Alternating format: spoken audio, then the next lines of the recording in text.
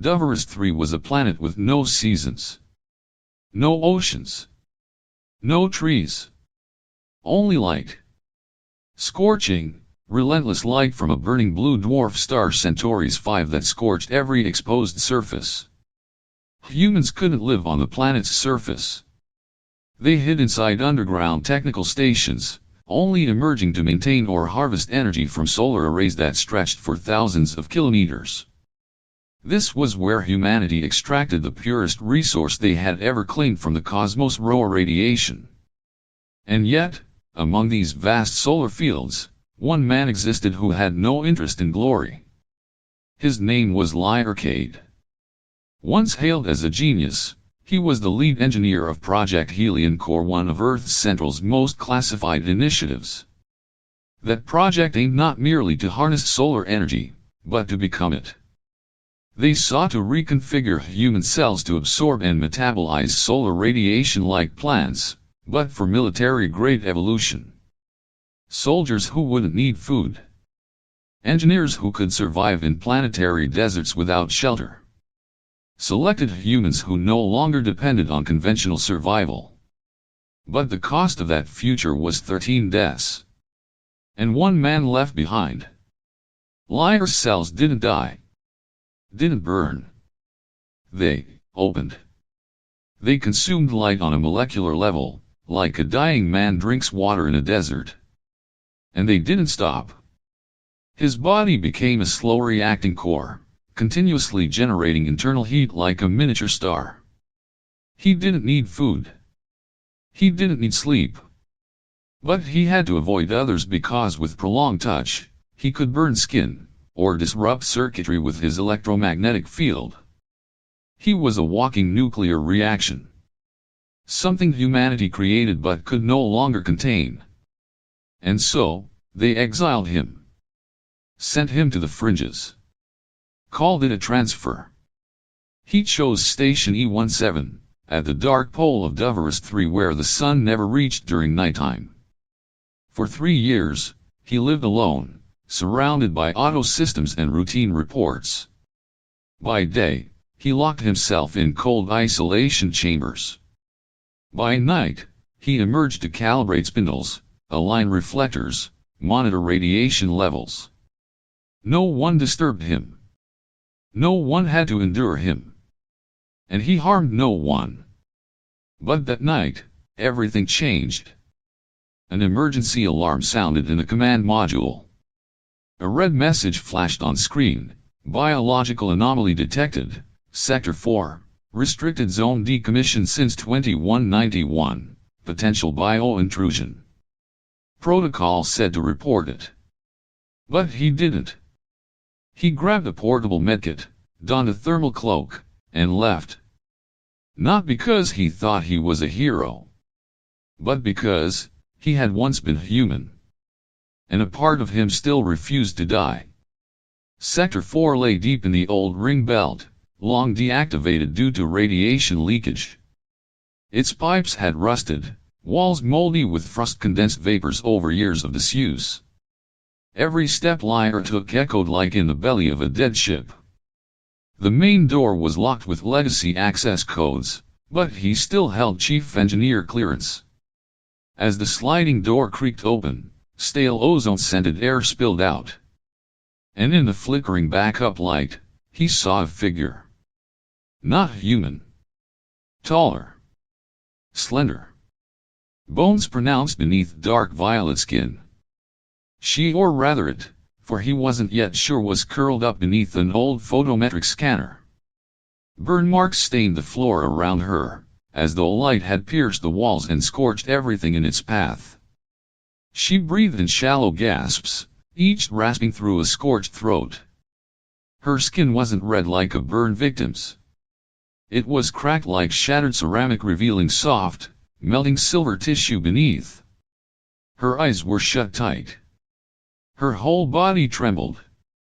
Radiation here was 3 times the safety threshold. She should have been dead 20 minutes ago. And yet, she lived. Lior didn't know why. Until she whimpered a faint sound and raised a trembling hand toward him. He didn't hesitate. Didn't measure radiation.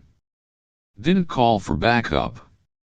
He knelt down, rolled up his sleeve, and pressed his palm against her shoulder where the worst crack glowed faintly. Time froze. The wound stopped spreading.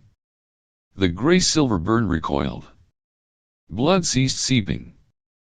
The skin beneath his hand began to seal, cells shivering like waking from a coma. The dull gray hues softened into a gentle violet sheen, like a wet grape under morning dew. She opened her eyes. Silver clear like a frozen lake.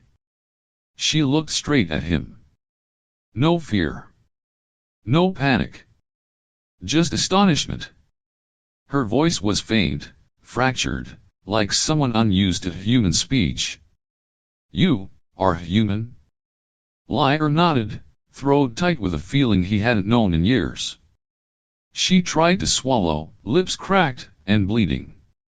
Then, I can live. Lior pulled an emergency thermal blanket over the alien girl's now stabilizing body. Though the observation chamber still brimmed with radiation, the zone around his touch registered impossibly low, almost unreal. It was as if his body generated a biological equilibrium that no known technology could replicate. He didn't understand it. He only knew she was alive. Her heartbeat was rapid, but steady. The skin beneath the burns had stopped peeling. Violet vascular networks shimmered beneath her flesh, alive with currents of energy. She kept looking at him, not with gratitude or fear but recognition. As if something inside her had always known this moment would come. I am Eliara, she whispered. From Anhyros. He didn't recognize the planet's name. Data on dark worlds was often redacted from public records. But the name, it sounded like wind blowing across a dead moon. Soft. Cold. Drenched in shadow. I'm a biologist, she continued, her voice growing clearer. I was a delegate in an Etherian science exchange. No one told me the light here would be this strong. Lior nodded. He knew. He'd seen people ripped apart on a cellular level for underestimating solar exposure. Doverus 3 wasn't for the fragile. And Eliara, she wasn't just fragile. She embodied an entire species that had chosen darkness. We live on the perpetual dark side of our planet, she said. No light. None. Our bodies evolved with chemosynthesis. No UV exposure. No light response genes. But, her voice cracked, light is expanding. The galaxy is filling with artificial luminescence. There's no shadow vast enough to hide in anymore. We're not adapting fast enough. Lior felt a quiet ache in his chest, not pity, but kinship. He knew what it felt like to be left behind by evolution, to be re-engineered into something no one understood, only feared, or used. And Eliara, she lived that reality, not by creation, but by extinction. Why did touching you help me heal? Lior asked, unsure if he wanted an answer or feared it. She looked at him. Her silver pupils shimmered. I don't know exactly. But something in you resonates with my genome. It doesn't burn, it teaches. It's like my cells were misprogrammed for centuries, and when you touch me, they start relearning how to live in light. A dangerous thought crept into Eliar's mind. What if I can do something tech never could? What if humanity's mistake I'm someone else's salvation? I don't feel pain anymore, Eliara said. But I can't live long without you. It wasn't romantic.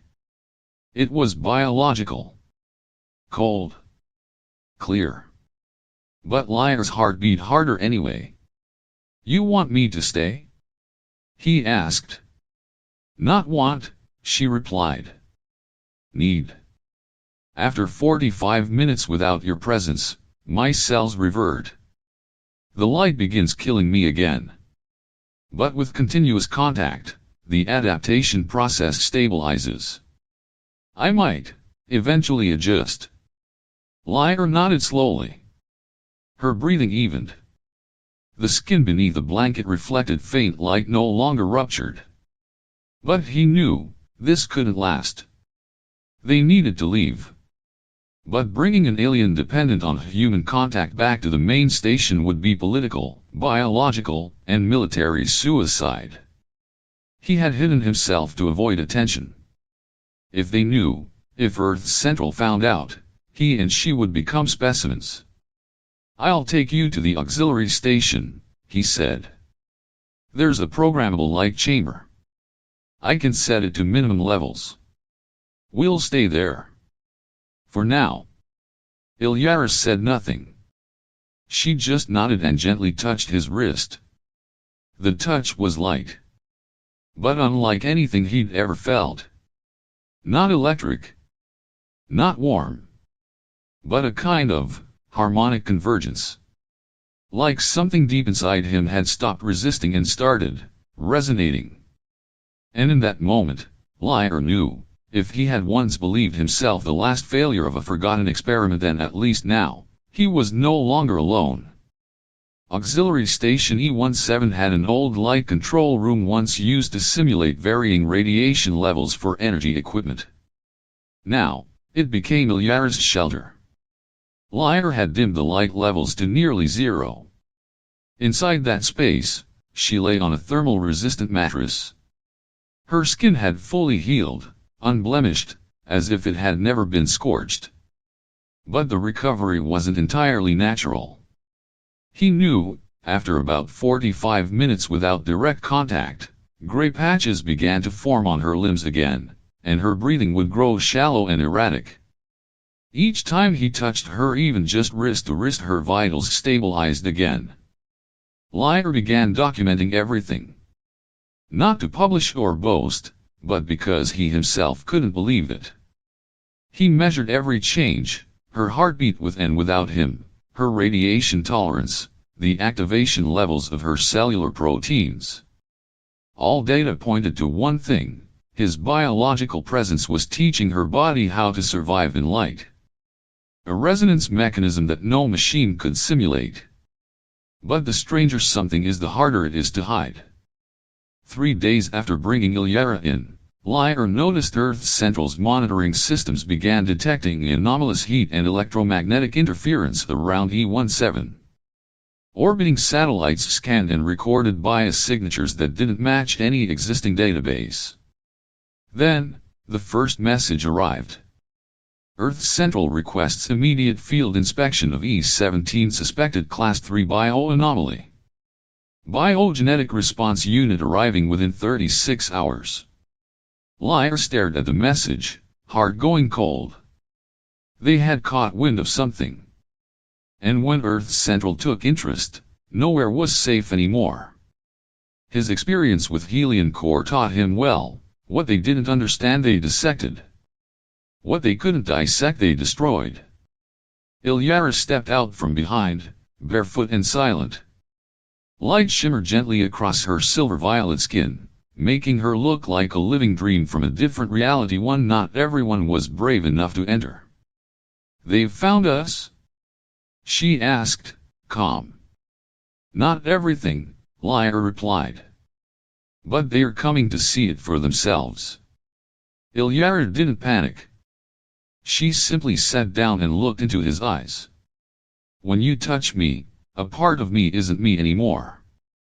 It changes. Not just to survive. It's like I'm evolving into something else. But I'm not sure if it's still me." Lior held her hand this time, not to heal, but to let her know he was still here. "And you think I'm still me, after Helion Core exploded?" They said nothing more. Just silence. The kind of silence two exiles shared, not because they feared death, but because they had finally found something worth protecting. The response unit arrived 8 hours early. Not with medkits, but with weapons. Suits of bio-armor. Molecular analyzers.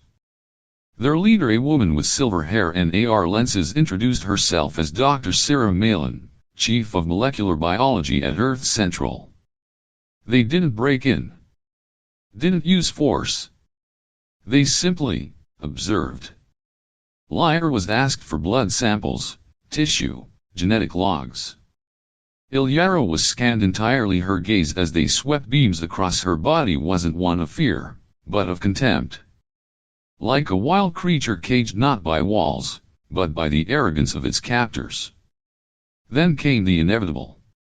Inside the containment room, when Lior was forcibly separated from Eliara, her veins bulged, her skin paled, her lips cracked. She collapsed onto the seat, coughing violently. "She needs contact immediately," Lior shouted, "or she'll die." "Good," said Sarah coldly. "We needed confirmation." Lior stepped forward, placing his hand on Eliara's shoulder. Before everyone's eyes, the miracle happened. Her vitals stabilized, her color returned, even brighter than before. A public resurrection. The eyes around them gleamed.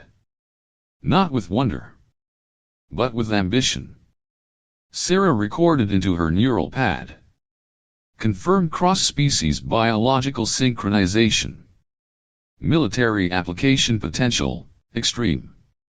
Multi-species bioweapon development, unlocked. Lior read it. And he knew if he didn't act, Eliara would become property. And he would be sent back to the Helion Core prison with no escape this time. That night, a young technician June approached him. Her eyes hesitant. Her hands trembling. I can't stay silent anymore," she whispered. "I lost family once to Earth Central's genetic extract ions. I see the way they look at her, at you. They won't let either of you leave alive." She handed him a small device. "This is the code to unlock the lower deck. There's a maintenance ship docked there. At 2:47 a.m., the system will reset for 63 seconds. That's your only window." Lior had no choice. No time left. He turned to Eliara, taking her hand. She looked at him, unblinking. As if she already knew. "We're leaving," he said, "tonight. If you stay," she whispered, "they won't spare you. If I stay, I won't be me anymore." Lior leaned closer. "Then we go. Not to run, but to live on our own terms." She nodded. And her silver eyes shimmered not with exhaustion, but with resolve. The kind of resolve only born between two lives the world had labeled as broken. And now, they had become each other's last hope. 2:47 a.m. All systems at the station entered reboot mode. Hallway lights dimmed for a moment. Security cameras froze for exactly 63 seconds. And in that fleeting moment, a figure carried an alien girl through a maintenance tunnel, heading toward Dock Gate 7 where an old maintenance ship lay dormant like a sleeping machine beast. Lior didn't look back. Eliara, resting her face against his chest, said nothing. Her body was stable, but even after just 10 minutes apart, faint gray blotches had already begun to return to her arms. This escape wasn't only about freedom. It was survival. They didn't need weapons. Only time. And the belief that somewhere beyond the walls of light, there was still a place for them. The ship left the station in absolute silence. Lior set a course for Varela's Edge, a long-abandoned research ring once operated by an ancient race now vanished from the galaxy. It had been a central hub for hybrid biological experiments, filled with devices humanity still couldn't replicate or understand. Earth Central had shut it down and abandoned it. No one ventured there anymore except for people like him. And now, them. As the ship slipped into the dark expanse of Varela's Edge, its navigation systems failed, map data long outdated. But Lior remembered. During Helion Core's final months, he had studied resonance zones, and Varela was among the few that maintained structural integrity. They landed on a dust-coated metal platform beneath the dome facility, desolate and silent like the skeleton of a great beast that had once basked in light. No noise. No life. Just silence and opportunity. Inside the old control center, they found a functioning cell tissue analysis complex. The machines used low-light technology perfect for Eliara's physiology. She nearly beamed with relief as she walked freely under dim lights without needing to touch him. But only for a while. After a few minutes, she came back, quietly leaning against him. No longer from pain, but out of habit. A grounding point. A place where biology and emotion had fused into one. Do you feel like we're creating something beyond what either of us was meant to be? She asked, her voice barely above a whisper. Lior nodded. I was designed to be a tool. A weapon. A test subject. But when I touch you, I don't feel like a device anymore. He touched her cheek. The warmth from his skin made vapor condense around them into soft droplets. She closed her eyes, tilting her head gently into his palm, not to survive, but to feel. We need to test this, she said after a quiet pause. Measure it. If you're really teaching my body to adapt to light, then maybe we can pass that on. Not just to me, but to my entire species. Lior understood. But he also knew what it meant: long exposure. Expanded skin contact. Incremental light increases and detailed reaction monitoring. A test that was as much science as it was risk. If something goes wrong, she said, not finishing the sentence. No if, he interrupted softly. I'm here. I won't let you burn again. They began with the lowest light level. In Varela's central dome, Lior gradually opened the vault's overhead louvers, letting starlight filter down through ancient biofilters. Eliara stood in the center of the circle, Lior behind her, both his hands resting gently on her shoulders, channeling energy into her like steady drum beats. First minute vitals stable. 10 minutes her skin began to change, violet shifting to silver violet. 30 minutes her body began to emit light. An internal glow, as though her cells had stopped fearing light and had begun creating it. Lior could feel it, his own internal energy no longer boiled like fire. It flowed softly, steadily, as if she was regulating him even as he regulated her. It was mutual biological symbiosis. An evolutionary leap. When he whispered her name, Eliara turned, her eyes glowing like moonlight reflected off a starless sea. And she smiled. For the first time, not from relief, but because she meant it. I'm not afraid anymore, she said. I no longer need darkness to survive. But miracles never stay hidden for long. One of the ancient facility's sensors still functioned, and it transmitted a faint signal to the nearest Earth's central relay station. A signal that read, unprecedented biogenetic energy resonance detected, coordinates confirmed. Far away, Dr. Sarah Malin opened her device, read the incoming log, and smiled coldly. Found them. Back beneath the silent dome, Eliara stood beneath a canopy of light, not needing Lior's touch anymore to remain alive. But she still turned around, stepped back, and held his hand. You pulled me out of the dark, she said. No, Lior replied. You pulled me from the light that burned everything away. And somewhere between brightness and shadow, between two beings once branded as evolutionary errors, something new was taking shape. Not just life, but a beginning. The simulated dawn beneath Varela's edge cast its first rays upon Eliara's skin. There was no recoil. No burning. No shadow of death lingering where the light touched. Now, she stood tall beneath a glow, no longer hiding from what once hunted her. Lior watched from a distance. She no longer needed his touch to stay alive.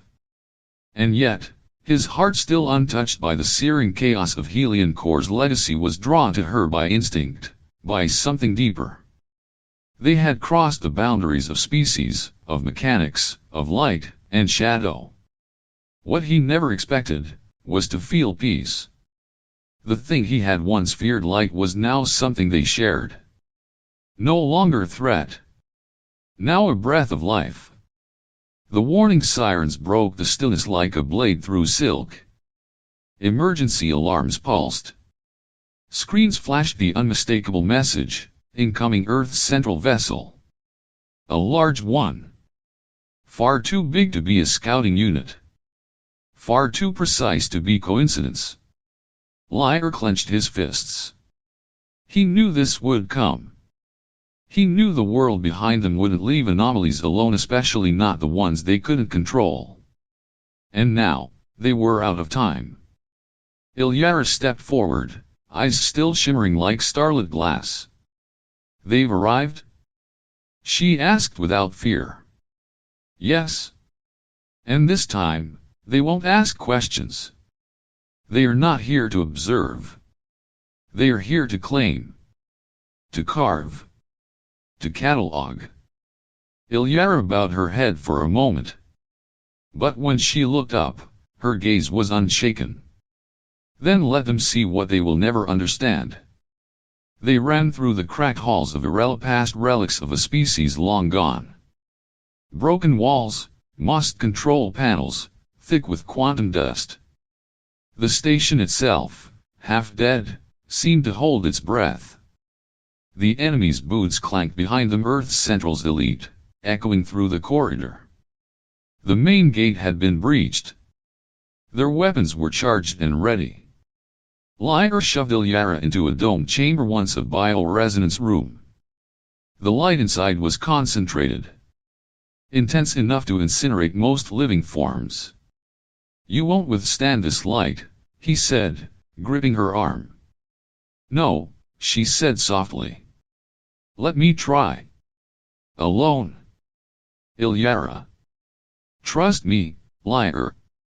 She stepped forward. Into the heart of the light. And for the first time since birth, she embraced it without flinching, without shielding her skin, without fear. She raised her arms. Palms open. And she absorbed. The radiant white beam struck her directly, yet instead of burning, it reflected in shimmering silver. Her skin changed violet, fading into pale, translucent aquamarine, as if a new layer of her biology had emerged. And then, Eliara glowed. Like a living star in the hollow of a dead dome. When Earth Central's soldiers entered, weapons raised, red laser sights locking on, she did not move. She lifted her hand. And when they fired the first blast, it dissolved against her skin like mist evaporating in warm wind. She didn't just survive, she responded.